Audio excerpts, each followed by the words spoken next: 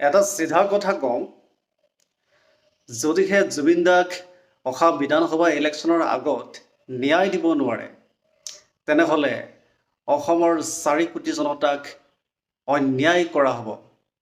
অসমৰ 4 কোটি জনতাক প্ৰতাৰণা কৰা হ'ব।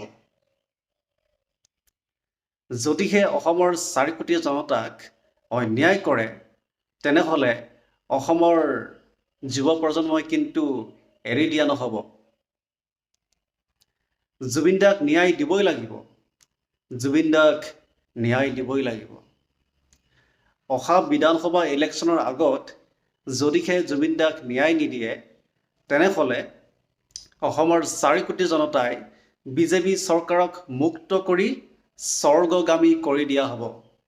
সেয়া হ'ল অসমৰ যুৱ প্ৰজন্মৰ প্ৰতিশ্ৰুতি, অসমৰ যুৱ প্ৰজন্মৰ দপদপনি। এয়া কোনো ৰাজনীতি নহয়, এয়া জুবিন দাৰ ন্যায়ৰ পক্ষে এটা যুঁজ। এই যুঁজ সদায় চলি থাকিব আৰু চলিবই লাগিব, যেতিয়ালৈকে জুবিন দাই ন্যায় নাপায়। জয় জুবিন দা, জয় জুবিন দা।